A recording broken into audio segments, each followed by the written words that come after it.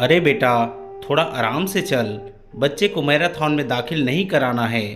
गीता अपनी गर्भवती बेटी सोनम को टोकते हुए बोली। हाँ माँ, ऑफिस के लिए लेट हो रही हूँ, कहते हुए सोनम निकल गई। गीता और महेश ने सोनम को गोद लिया था। गीता एक टीचर थी। लगभग 20 साल पहले सड़क पर एक 5-6 साल की लड़की को भटकते हुए गीता ने देखा। उसने उस बच्ची से उसके माँ बाप के बारे में पूछा तो वह कुछ न बता सकी।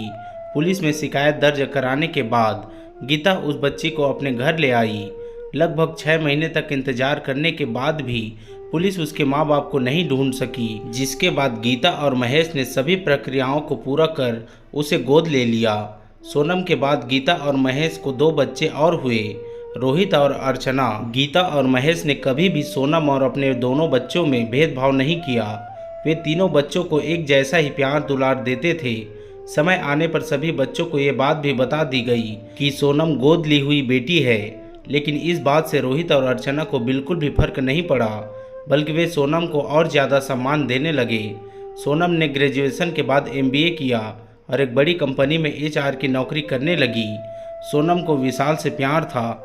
इस बात को जब उसने अपने माँ बाप को बताया तो उन्होंने खुशी खुशी सोनम की शादी करा दी। विशाल पेशे से इंजीनियर था, तो उसे काम के सिलसिले में कहीं भी जाना पड़ता था, इसलिए शादी के बाद भी सोनम अपने परिवार के साथ ही रहती थी। शादी के 1 साल बाद ही वह गर्भवती हो गई। इसी बीच विशाल को 1 साल के लिए न्यूयॉर्क जाना पड़ा। सोनम को किसी बात की चिंता नहीं थी, पूरा परिवार उसका ध्यान रखता था। एक दिन अर्चना सोनम के पास जाकर कहने लगी, दीदी, आज मैं बहुत खुश हूँ। मैं इंजीनियरिंग करने के लिए हार्वर्ड यूनिवर्सिटी जा रही हूँ। सोनम ये बात सुनकर खुश तो हुई, लेकिन अचानक से उसके अतीत ने उसे कचोटना शुरू कर दिया। वह मन में ही सोचने लगी, मेरा भी तो मन था विदेश जाकर पढ़ने का, लेकिन उस वक्त माँ पापा ने मना कर दिया। आखिर अपना खून है तो जाने ही देंगे ना। सोनम को अचानक से परायापन महसूस होने लगा।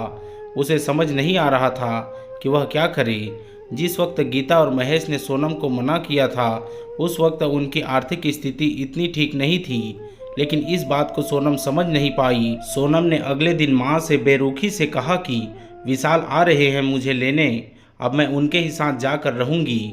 गीता को यह बात कुछ समझ में नहीं आई। वह जब तक सोनम से इसका मतलब पूछती, तब तक वह ऑफिस के लिए जा चुकी थी। सोनम अपने ऑफिस पहुंची ही थी कि सीढ़ियों पर चढ़ते समय उसका पैर डगमगा गया और वह पेट के बल गिर पड़ी। सोनम की आंखें हॉस्पिटल के बेड पर खुली। उसने अपने पेट पर हाथ फेरा तो आंखों में आंसू आ गए। उसे अपने बच्चे की चिंता हुई। दरवाजे पर देखा तो शीशे के उस तरफ माँ और विशाल का चेहरा दिखाई दे रहा था। बधाई हो, आपको प्यारी सी बेटी हुई है, नर्स ने बच्ची को सोनम के पास रखते हुए कहा। अपनी बच्ची को देखकर सोनम की जान में जान आई। डॉक्टर ने कहा, अगर आपकी माँ ने हमें आपकी हेल्थ कंडीशन के बारे में नहीं बताया होता तो पता नहीं क्या होता। वक्त रहते आपकी और आपके बच्चे की जान बच गई। बच्चे पैदा करते समय जो समस्या आपकी माँ को हुई थी, वही प्रॉब्लम आपको भी होनी थी। ये एक प्रकार की आनुवांशिक समस्या है। डॉक्टर की बात सुनकर सोनम अवाक रह गई।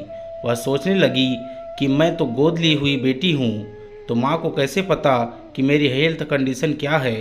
शायद माँ को याद ही नहीं रहा कि मैं उनकी गोद ली हुई अनोखी बेटी हूँ। मेरी माँ भुलक्कड़ है। इसके बाद से सोनम ने कभी भी खुद पर परायेपन का भूत हावी नहीं होने दिया। दोस्तों, यह कहानी आपको कैसे लगी, हमें कमेंट करके ज़रूर बताएं। अगर आप पहले बार हमारे चैनल पर आए हैं तो वीडियो को लाइक शेयर करके हमारे चैनल को सब्सक्राइब भी कर दीजिए। धन्यवाद।